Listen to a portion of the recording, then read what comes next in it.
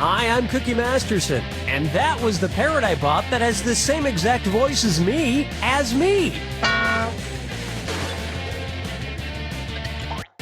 see you're all alone. Try not to be frightened.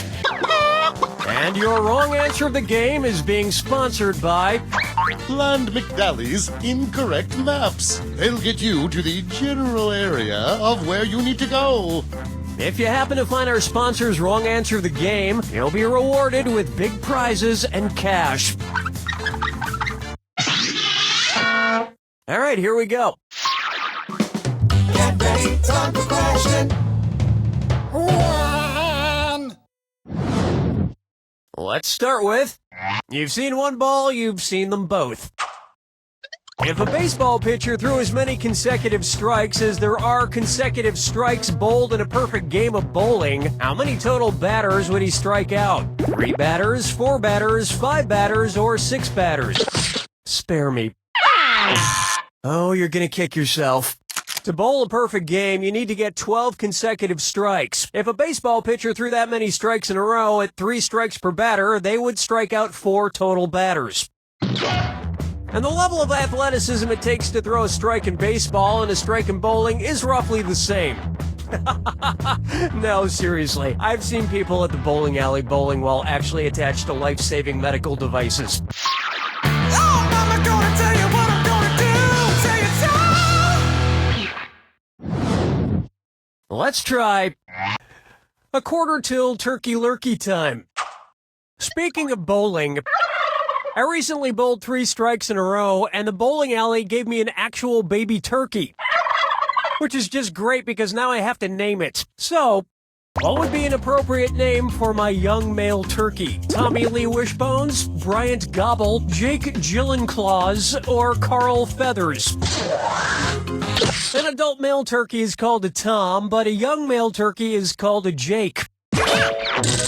Now I just need to get a second turkey to be his sister Maggie Gillenclaws. She'll have some moderate success as a turkey, but Jake will be a much bigger turkey star. Dance with me, Disco 3. Take a stab at the dog goes bow chicka bow wow, and it's a dis or dat. I'm going to read off 7 titles, and for each one I want you to tell me if it's a section in Alfred Kinsey's Sexual Behavior in the Human Male, or a section in Sandy Blackburn's The Everything Dog Grooming Book. If it's about sex, press the left arrow. If it's about dog grooming, press the right arrow. Okay, let's move. Techniques in petting. Start 'em young. Animal contacts. Smooth trends. Now where did I put that? Hairless. Itchy rear. Woof.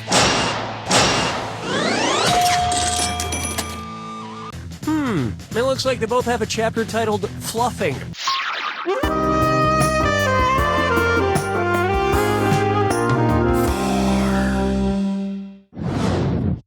Next up, your skull is Robin Thicke. So, you know that Robin Thicke song, Blurred Lines? Makes me wonder if he has bad vision. What might an optometrist say if seeing blurred lines meant that Robin Thicke has 20/40 vision? Your vision is 20% worse than 20/20. Your vision is 50% worse than 20/20. Your vision is 100% worse than 20/20. I so wanted you to pick this one. Having 20/40 vision means something at 20 feet looks like it would if it were 40 feet from someone with 20/20 vision. So it's half as good. I would feel bad for Robin Thicke if he had poor eyesight. He'd think he was looking at a stunningly gorgeous woman in his entourage, but in reality, she'd just be very, very pretty. Poor guy. 5 fingers. Open wide for special delivery. I'm expecting a food delivery any second now. No, that should be it. Although the sound is coming from this suitcase. Special delivery for Cookie Masterson. One's made of skin, one's made of wood, so who's the dummy? Not me. Billy, I sure hope you didn't mess up my pizza order. No, Trottlin. I just guessed what you trottedly ordered. Statistically speaking, what is the most popular pizza topping in America? Not counting cheese. Mushrooms, bacon, pepperoni. Pepperoni is by far the most popular pizza topping in the U.S. And yep, a pepperoni pizza is exactly what I ordered. Thanks for your business, sir, and I'd appreciate a sizable tit. What? A tit! You should give me a big tit. I don't... Oh, tip! Tip, a big tip. Boy, they got the title Who's the Dunny exactly right. We've finished round 1, and I'm happy to report you have the best score. Keep in mind, in round 2, everything is worth twice as much. And keep in mind, big cash prizes can be yours if you find the wrong answer of the game. It's time.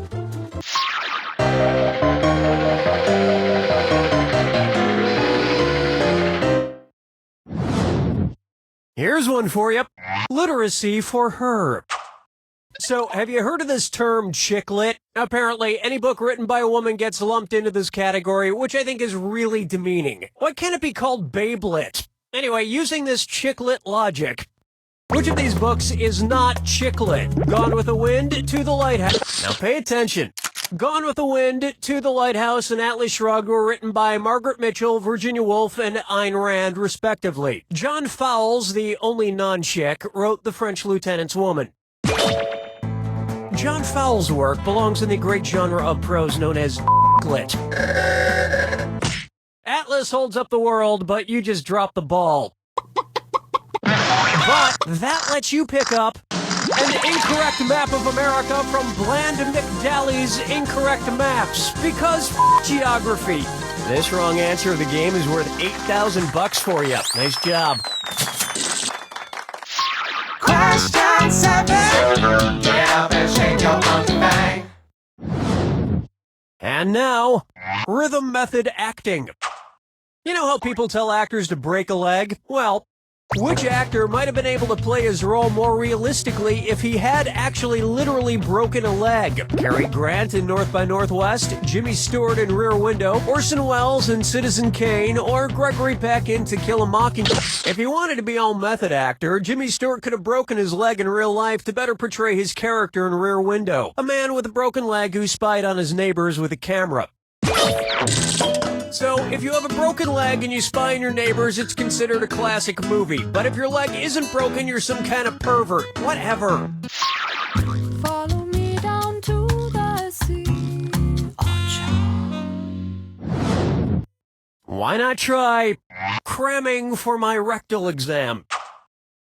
If I get my prostate exam in the prostrate position, what would my doctor say? Get on your side and spread those cheeks. Back on the ground and spread those cheeks. Stand up and spread those cheeks. Or stomach on the ground and... Prostrate is a position where you're lying flat on the ground with your face downward. That seems really uncomfortable, but I don't know why exactly. I can't quite put my finger in it.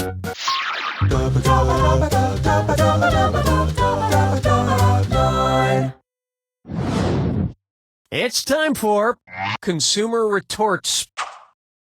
If there were a new edition of the book Eat, Pray, Love that specifically targeted primary consumers, what would it be called? Eat Plants, Pray, Love, Eat Meat, Pray, Love, Eat Plants and Meat, Pray, Love, or Eat Sunlight, Pray, Love? Good effort. Good effort. It's so obvious. A primary consumer is any animal that eats grass or other plants. And let me tell you, consuming Eat, Pray, Love really fills you up. In your soul.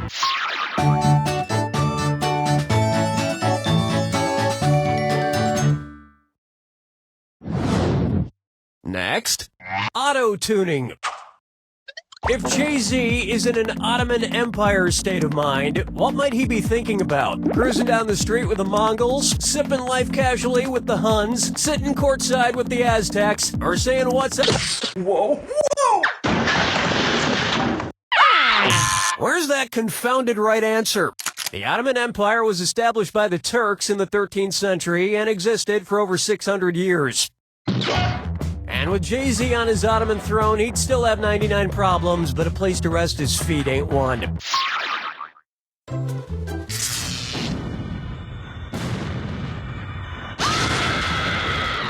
Brace yourself. I'm sorry, was I talking too much? Fine, here's your clue. Get a life. What kind of life are they leading? Good luck.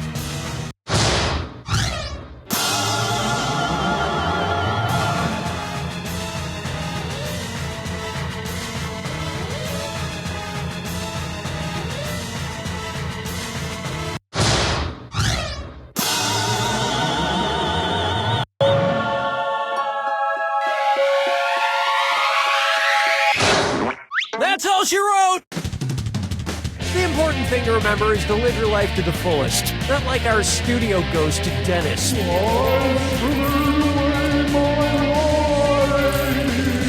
Hey, nobody likes a whiner, Dennis.